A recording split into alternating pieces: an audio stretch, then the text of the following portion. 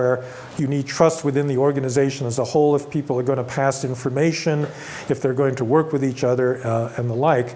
And that's what we call social capital. And the bond of trust between the top and the bottom is often broken.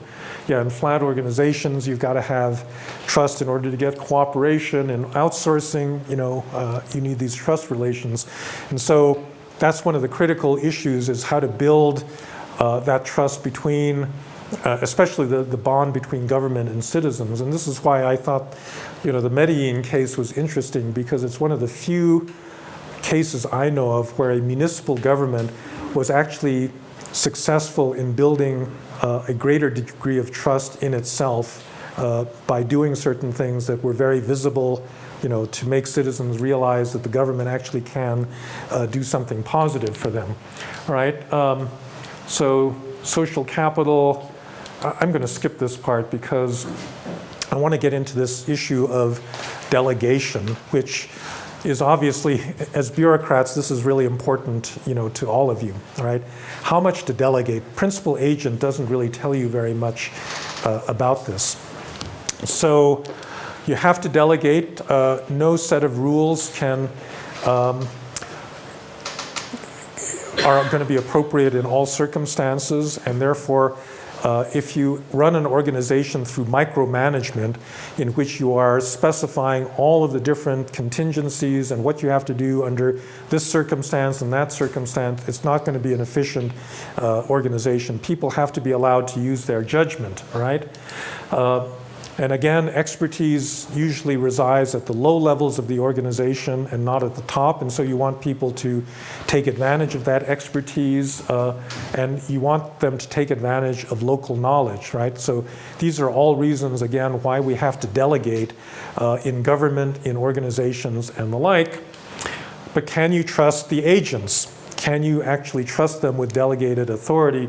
So Bob Klitgaard, who is one of the big experts on corruption, has this formula that corruption is equal to discretion minus accountability. That is to say, the more authority you delegate to your agents and the less accountability that exists in the system, the more corruption you're going to have. And so his recommendation is to increase both the level of accountability and to decrease the amount of discretion. So a classic case of that we have another case on this about the customs agents in Indonesia. So customs agencies in almost any country are one of the biggest sources of corruption, right? Because the agents have a lot of discretion. So all these containers are coming across the border, and the ship captain or whatever can say, okay, you lower my customs fee in return for a bribe, and we'll both be better off, right? And so how do you solve this problem of corruption? Well, Indonesia solved it in the 1960s by outsourcing the entire customs agency to a Swiss company in Singapore. So they basically took away all of the discretion from their own customs agent and gave it to a computerized, European firm sitting in a different country. So that's an extreme case of taking away. How does that help? It just shifts from its agents to the company. Company, the same thing will happen. No, because the Swiss agents are not. First of all, the Swiss agents are using a computerized system, and they're also Swiss, and it's really hard to bribe them. They have all these banks, so they don't need to bother. Yeah, that's right. So in any case, it comes back to they rob bigger things. yeah, the Swiss are not as uncorruptible as. But in this case, it worked pretty well. That the level of bribery went down, very, very substantially. But this is a really extreme solution, right? Is to eliminate all discretion whatsoever. And in fact, there was so much pressure on the part of the customs agents that lost their jobs that they finally had to restore them to their positions, and then the level of corruption went back up. All right. So, but this is this puzzle that in many countries, including this one of the things that drives people crazy is that there are too many rules, right? You go to an office to get a license or something, and the bureaucrat says, no, I'm sorry, can't do it, or I'm sorry, this office is not open on Monday, or we're closing at 5 o'clock and it's now 5:01, so I'm not going to give you your license, right? So there are all these detailed rules, and the bureaucrats are just following the rules, and this leads to people being incredibly frustrated and angry, with the public service. And yet, here's Mr. Klitgaard, this big expert on corruption, saying, well, but you need to have these rules, because if you don't have these strict rules, your local bureaucrat is going to say, okay, well, you're my friend, it's now 5:05, and I'm going to give you that service, but I don't like this person over here, and so I'm sorry that the office is closed for you, but it's open for you, right? So this is the big problem, is that discretion can be used well or it can be used badly, and the issue is, how do you know when to delegate that kind of authority? When can you safely delegate it? And so this was how do you basically build trust? So this is my way of thinking through this conundrum of what's the appropriate level of authority to delegate in an organization. So this axis measures bureaucratic autonomy. So this is a bureaucracy that has no autonomy whatsoever. It's only expected to follow rules issued by the principal. And over here, they've got complete autonomy. They can do whatever they want. So in my view, in a kind of stylized way, I sort of think that there's a inverted U, and that you don't want zero autonomy and you don't want 100% autonomy. You want some degree of autonomy in the middle, that people have discretion, especially in implementation. They don't have too many rules that they have to follow, but in the end, they have to be responsive to the principal. They don't set the rules themselves. If you set the rules yourself, you're acting like the Japanese army before World War II, where you're basically launching a war. The prime minister doesn't want the war, but the army says, well, we're going to launch the war anyhow. That's not a good, thing. So the Japanese army is over here, but the bureaucrat that closes exactly at 5 o'clock is over here. And so, there's some optimal amount of autonomy that's somewhere in the middle, but where do you draw the peak of this curve? Where does that exist? And I think this is related to state capacity. So in this diagram, we have 4 different countries with 4 different levels of capacity. This is a low capacity country, this is a high capacity country, and then you've got one that's kind of in the middle, all right? And in my view, the amount of authority that's safe to delegate depends on the capacity of the bureaucracy. It's safer to delegate more authority to a high capacity bureaucracy than it is to a low capacity bureaucracy. So in the Indonesian customs case, most of the customs agents didn't even have a high school education. A lot of them had been foot soldiers in the War of Independence, so they were being rewarded for their loyalty, but they were not highly trained professionals. On the other hand, if you think about organizations that have a lot of autonomy, in the United States, they would be the Federal Reserve, the military, or at least the command of the military, the Centers for Disease Control, Food and Drug Administration.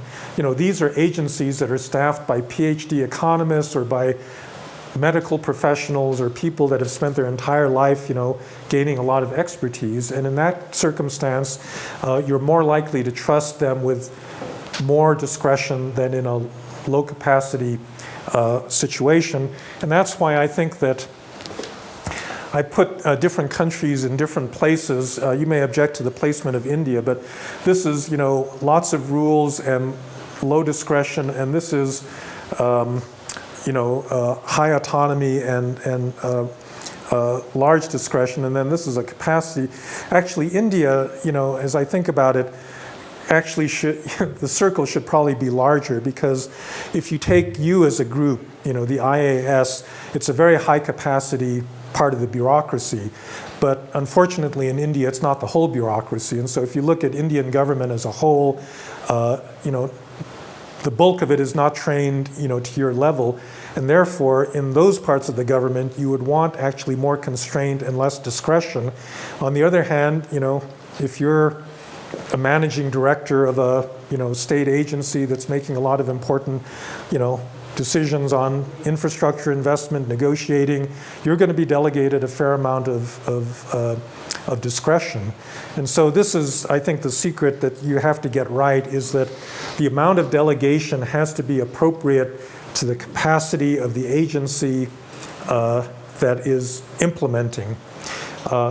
This is true even in a high-capacity country like the United States. So the staff of the Federal Reserve Bank in Washington is probably one of the most expert agencies anywhere in the world. Everybody there has a PhD in economics. The TSA, the Transportation Security Agency that was created after September 11th, has got all of these relatively poorly educated workers at every single airport. They're very annoying because they always want to make you take off your shoes, and they're given these orders that no bottle with more than 4 ounces of fluid can go through the detector. And so, this grandmother, has got this water bottle, and the agent says, no, you have to, you may be a dangerous terrorist, and we're going to, the rule says that you can't take this water bottle through, and no exceptions to the rule, right? And that's kind of an example of the way that you can organize bureaucracies. In Israel, they've got a very serious terrorism problem, and they don't handle it by using low-skilled workers operating under these bureaucratic rules. What they do is they train people to interrogate individuals coming on the airplanes at a very sophisticated level. So there was an incident quite a few years ago now where an Irish girl was trying to get on a El Al airliner. She had an Arab boyfriend, and the boyfriend had actually put a bomb in her hand luggage, right? And so the agent, before she got on the plane, started quizzing her, saying, why are you going to Israel? Oh, it's my boyfriend. I want to visit his family on the West Bank. Well, when's the last time you talked to him? And it raised these suspicions in the minds of the interrogator that her story didn't really check out, right? And so then they searched her luggage, and sure enough, they found the bomb. And so this is, these are two alternative ways of managing airport security. You can use very low-skilled workers, subject them to these standard operating procedures, very rigid rules, or you can give a lot of discretion to a highly trained professional to try to figure out who's dangerous and who's not. I think in the United States, we had to pick the low-skill route for a number of reasons. First of all, just given our identity politics, if you pull out all the Middle Easterners with beards trying to get on airlines and let the white grandmothers get on without being interrogated, somebody's going to object to that.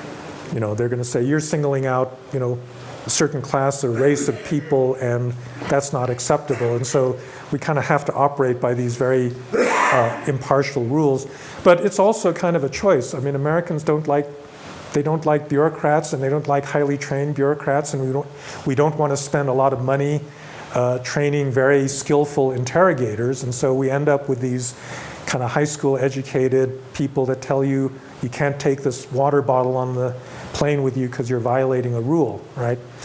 So I think these are issues that all governments have to deal with. I think that as you develop, you get richer, you get more educated people working in your government.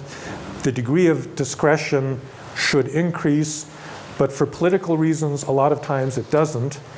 Why doesn't it? Because even in the best bureaucracy, if you delegate discretion, somebody eventually is going to screw up.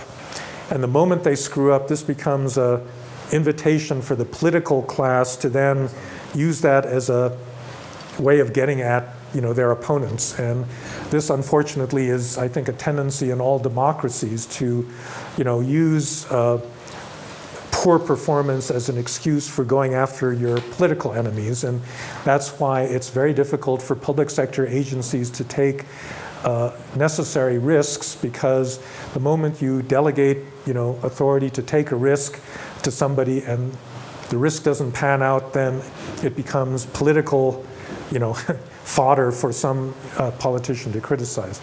All right, so that's, yeah. One question.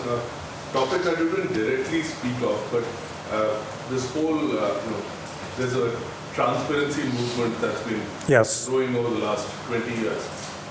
And what are your thoughts on that? Is there something, I mean, opacity is obviously not good. Is there something that's like too much transparency?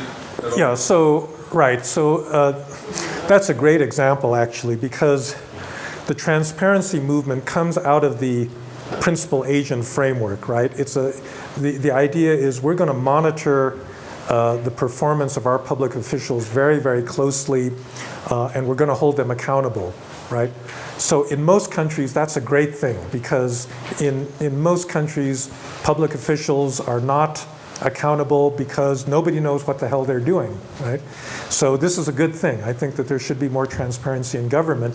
However, you can have a little bit too much transparency in certain circumstances. So, so one case of this is in deliberation, right? All agencies have to deliberate. And sometimes when you deliberate, you throw out ideas that, if taken out of context, may not sound so good, like, well, why don't we just, nuke them or something? I mean, something, I don't know what a good example of that is, but people throw out ideas that don't work out, and then they discuss it further, and then they say, okay, that's not such a great idea. If you have complete transparency, if all of this is on YouTube or, on evening TV, somebody is going to use that statement against you, and then it really puts a damper on deliberation. So in California, in the United States, we have several federal statutes that say in an agency, if you are deliberating with more than 2 agency people and 2 people from outside of the agency, it has to be considered a public meeting. It has to be open to media scrutiny, and it also has to be balanced for partisan representation. So you can't just meet with Democrats, or you can't just meet with the Republicans. You have to have partisan balance in this. And as a result, our multi-member commissions like the Securities and Exchange Commission or the Federal Trade Commission, the commissioners do not deliberate with each other. And if 2 commissioners get together for lunch, it's considered a public meeting, and they have to allow the press to follow what they're doing and put it on the public record. It's a crazy system, So I think that, yes, you can have too much transparency because, like any negotiate, so for example, I think that democratic decision-making depends on compromise. So you get all these different interests, and they say, okay, you get a little bit here, you get a little bit there. If you subject that to complete transparent scrutiny, you'll never reach the deal, because somebody will object to giving up X in order to get Y, right? They'll second guess, continually. And that's why we have this fast track authority in trade negotiations where the actual negotiation is secret. The trade negotiator can make all these trade-offs, in talking to the foreign partners, and then you present the entire package. That can be scrutinized, but the actual process by which you got there has to be shielded, with a certain degree of privacy. And so I think this is kind of at the frontier of democratic theory, because in terms of values, if you're a politician, you get up and say, yeah, I think there's too much transparency, you're not going to get anywhere. People immediately say, well, what are you trying to hide?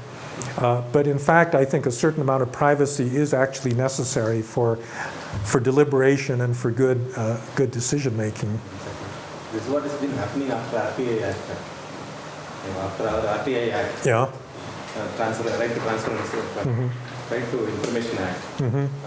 Our notings are now out under the Act.